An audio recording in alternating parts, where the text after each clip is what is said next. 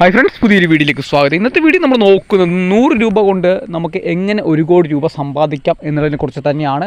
കേൾക്കുമ്പോൾ ആളുകൾക്ക് അതിശയം തോന്നിയേക്കാം, 100 രൂപ മാറ്റി വെച്ചാൽ എങ്ങനെയായിരിക്കും 1 കോടി രൂപ സമ്പാദിക്കാൻ സാധിക്കുക എന്നുള്ളതിനെക്കുറിച്ച്. നമ്മൾ ഇവിടെ നോക്കേണ്ടത് സാധാരണക്കാരായ ആളുകളുടെ സമ്പാദ്യശീലത്തെക്കുറിച്ചും അതുപോലെ തന്നെ റിച്ച് ആയിട്ടുള്ള ആളുകളുടെ സമ്പാദ്യശീലത്തെക്കുറിച്ചുമാണ് മനസ്സിലാക്കേണ്ടത്. റിച്ച് ആയിട്ടുള്ള ആളുകൾ തീർച്ചയായിട്ടും അവരുടെ സമ്പത്തിനെ വർദ്ധിപ്പിക്കുവാനുള്ള വഴികൾ അവർ അല്ലെങ്കിൽ ഇൻവെസ്റ്റ്മെൻറ്റ് മെത്തേഡുകൾ സ്വീകരിക്കാറുണ്ട്. പക്ഷേ സാധാരണക്കാരായ ആളുകൾ തീർച്ചയായിട്ടും അവരുടെ ഇൻവെസ്റ്റ്മെൻറ്റിനെ കുറിച്ചോ അല്ലെങ്കിൽ അവരുടെ സമ്പത്തിനെ വർദ്ധിപ്പിക്കുന്നതിനെക്കുറിച്ച് വലിയ രീതിയിലുള്ള ഒരു പഠനം നടത്താറില്ല എന്ന് തന്നെയാണ് കാണുന്നത്. അതുകൊണ്ട് തന്നെയാണ് സാധാരണക്കാരായ ആളുകൾ വലിയ രീതിയിലുള്ള സമ്പത്ത് ക്രിയേറ്റ് ചെയ്യാൻ സാധിക്കാതെ വരുന്നത്. അപ്പോൾ തീർച്ചയായിട്ടും ഇങ്ങനെ സമ്പത്ത് വർദ്ധിപ്പിക്കാൻ ഇൻവെസ്റ്റ്മെൻറ്റ് മെത്തേഡുകൾ ഒരുപാടെണ്ണം ഉണ്ട്. അപ്പോൾ അതിലേറ്റവും മികച്ച രീതിയിൽ സമ്പത്ത് വർദ്ധിപ്പിക്കാൻ സാധിക്കുക, 100 രൂപ കൊണ്ട് 1 കോടി രൂപ എത്തിക്കാൻ സാധിക്കുന്ന ഒരു ഇൻവെസ്റ്റ്മെൻറ്റ് മെത്തേഡ് എന്ന് പറയുന്നത് മ്യൂച്വൽ ഫണ്ട് പദ്ധതികൾ തന്നെയാണ്.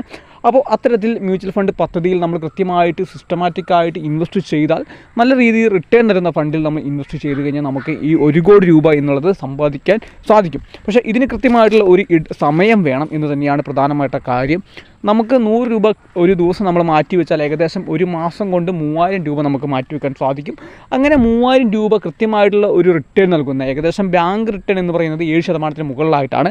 പക്ഷേ നമുക്ക് ഈ മ്യൂച്വൽ ഫണ്ടിൽ നോക്കി കഴിഞ്ഞാൽ 24% അല്ലെങ്കിൽ അതിന് മുകളിലേക്ക് റിട്ടേൺ തരുന്ന ഫണ്ടുകൾ നമുക്കുണ്ട്. അപ്പോൾ അത്തരത്തിൽ നമ്മൾ ഏതെങ്കിലും ഒരു ഫണ്ട് കണ്ടെത്തുകയും ആ ഫണ്ടിൽ കൃത്യമായിട്ടുള്ള നിക്ഷേപിക്കുകയും ചെയ്തു കഴിഞ്ഞാൽ നമുക്ക് ഈ 1 കോടി രൂപ സമ്പാദിക്കാൻ സാധിക്കും എന്ന് തന്നെയാണ് കണക്കുകൾ പറയുന്നത്.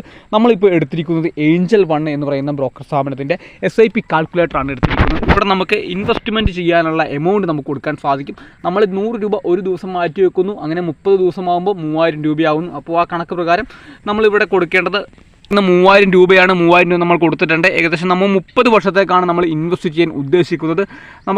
നമുക്ക് റിട്ടേൺ എക്സ്പെക്റ്റ് ചെയ്യുന്നത് 12% മാത്രമാണ്. 12% കൂടുതൽ റിട്ടേൺ തരുന്ന ഫണ്ടുകൾ നമുക്കുണ്ട്. എന്നാൽ പോലും 12% മാത്രമാണ് നമ്മളിവിടെ കൊടുക്കാൻ പോകുന്നത്. ഇവിടെ 12% കൊടുത്തിട്ടുണ്ട്. അപ്പോൾ നോക്കി കഴിഞ്ഞാൽ നമുക്കറിയാൻ സാധിക്കും, നമ്മൾ ഇൻവെസ്റ്റ് ചെയ്യുന്ന തുക എന്ന് പറയുന്നത് 10,80,000 രൂപയാണ്. നമ്മൾ മൊത്തമായിട്ട് 30 കൊല്ലം കൊണ്ട് ഇൻവെസ്റ്റ് ചെയ്തിരിക്കുന്ന തുക. അവിടെ നമുക്ക് റിട്ടേൺ കിട്ടിയിരിക്കുന്നത് എന്ന് പറയുന്നത് 95,33,387 രൂപയാണ് നമുക്ക് റിട്ടേൺ ആയിട്ട് ലഭിക്കുന്നത്. മൊത്തത്തിലുള്ള നമ്മുടെ ഇൻവെസ്റ്റ്മെൻറ്റ് അപ്പോൾ 1 കോടിക്ക് മുകളിൽ പോകും. 1,06,13,387 രൂപയാണ് നമുക്ക് മൊത്തമായിട്ട് നമുക്ക് 30 വർഷം കഴിയുമ്പോൾ നമുക്ക് കയ്യിലേക്ക് കിട്ടാൻ പോകുന്ന സമ്പത്ത് എന്ന് പറയുന്നത്.